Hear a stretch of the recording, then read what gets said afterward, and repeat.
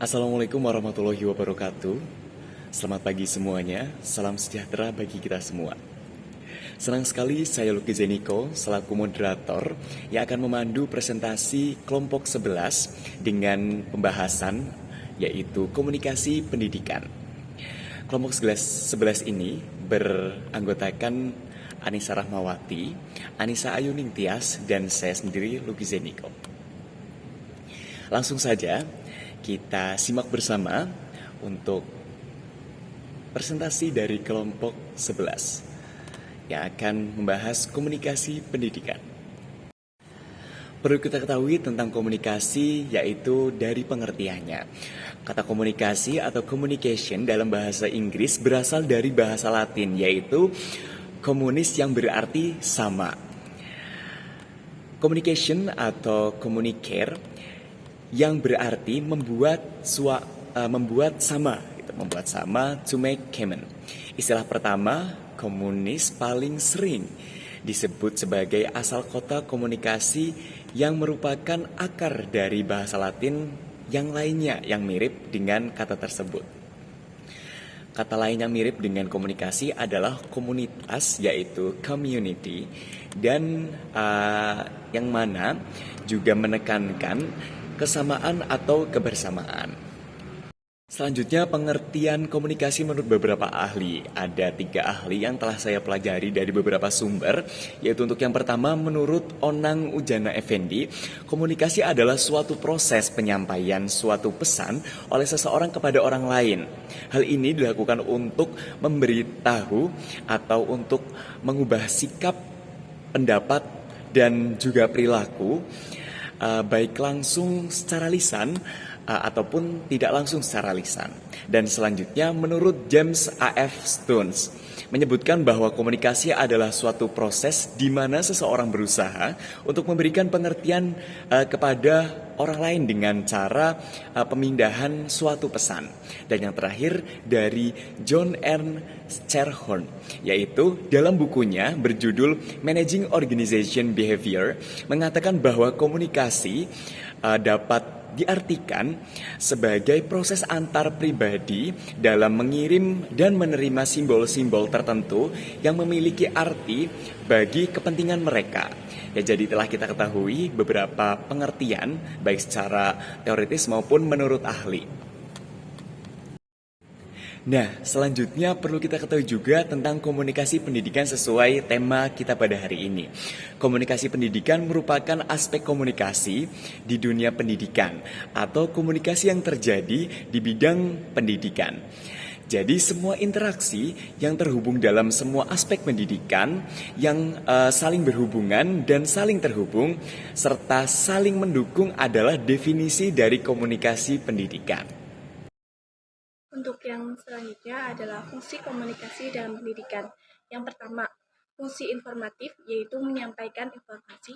Fungsi komunikasi memberikan informasi, data, serta informasi yang lainnya yang berguna bagi masyarakat. Yang kedua, fungsi edukatif. Tugas komunikasi adalah mendidik masyarakat menuju kedewasaan mandiri. Yang ketiga, fungsi persuasif. Komunikasi ini dapat mengarahkan orang berperilaku sesuai dengan keinginan komunikator. Yang terakhir, fungsi rekreatif. Komunikasi dapat menghibur orang bila memungkinkan. Sebagai contoh, suka mendengarkan dongeng, bacaan ringan, dan sebagainya. Yang selanjutnya adalah unsur-unsur dalam komunikasi. Yang pertama, manusia. Manusia yang bertindak sebagai pengolah, presenter, dan penerima pesan. Yang kedua, materi pendidikan, pengajaran atau informasi yang disampaikan oleh komponen lain dalam bentuk ide, fakta, makna, dan data. Yang ketiga, alat. Banyak tokoh teknologi menyarankan bahwa pembelajaran berhasil jika hasil belajar memberikan rasa senang kepada siswa.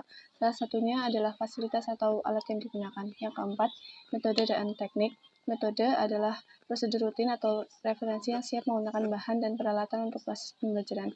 Yang kelima, lingkungan, situasi sekitar atau tempat di mana suatu peristiwa terjadi, meliputi gedung sekolah, perpustakaan, laboratorium, dan lain sebagainya. Untuk yang selanjutnya adalah peran komunikasi dalam pendidikan. Komunikasi dalam pendidikan adalah elemen yang posisi sangat penting. Faktanya dia sangat besar perannya dalam menentukan keberhasilan pendidikan yang prihatin. Orang sering mengatakan bahwa tinggi dan rendah pencapaian mutu pendidikan sangat bergantung pada faktor komunikasi, terutama dalam komunikasi pendidikan. Jadi, komunikasi adalah elemen penting dalam kehidupan berbangsa dan bernegara. Peranan komunikasi saat ini bagi aktivitas manusia memang begitu hebat. Untuk yang selanjutnya adalah hambatan komunikasi dalam pendidikan. Menurut Ron Woodrow and Fergus Benton 1992, hambatan-hambatan yang menyebabkan komunikasi tidak efektif yaitu yang pertama, status effect, yang kedua, semantic problem, yang ketiga, perceptual distortion, yang keempat, cultural difference, yang kelima, physical distraction, yang keenam, poor choice of communication channel, yang ketujuh, no feedback. Baik, di sini saya akan menyampaikan 3 materi, dan yang pertama adalah strategi efektif dalam komunikasi pendidikan, dan yang kedua adalah pembelajaran sebagai proses komunikasi, dan yang ketiga adalah kesimpulan. Baik, yang pertama saya akan menjelaskan materi tentang strategi efektif dalam komunikasi pendidikan. Strategi pada hakikatnya adalah perencanaan atau planning dengan manajemen untuk mencapai tujuan. Akan tetapi, strategi tidak berfungsi sebagai peta jalan yang hanya menunjukkan satu arah saja, melainkan harus mampu menunjukkan bagaimana taktik operasionalnya. Di sini saya akan menyampaikan materi yang kedua, yaitu pembelajaran sebagai proses komunikasi. Pembelajaran merupakan kegiatan pokok dalam pendidikan. Di dalamnya terjadi proses belajar dan mengajar. Tanpa pembelajaran, tujuan pendidikan akan sulit dicapai, baik pada tujuan tatanan pendidikan nasional atau yang disebut AIMS, terus baik pada tujuan tatanan pendidikan mata pelajaran atau yang disebut goals, dan baik pada tujuan tatanan pendidikan mata pelajaran tertentu atau yang disebut objektif. Pembelajaran adalah yang terakhir, elemen penting dalam proses komunikasi pendidikan. Jadi komunikasi pendidikan merupakan aspek yang terjadi di dunia pendidikan maupun di bidang pendidikan. Jadi semua interaksi yang saling terhubung dalam dunia pendidikan, yang saling berhubungan, yang saling terhubung, dan yang saling mendukung adalah definisi dari komunikasi pendidikan. Komunikasi pendidikan memiliki 4 fungsi. Yang pertama adalah fungsi informatif, yang kedua adalah fungsi persuasif, yang ketiga adalah fungsi edukatif, dan yang terakhir adalah fungsi rekreatif. Peranan komunikasi pendidikan adalah elemen yang sangat penting, karena peranan dalam komunikasi pendidikan sangat besar untuk mencapai keberhasilan suatu pendidikan. Demikian kesimpulan yang saya sampaikan. Lebih kurangnya mohon maaf.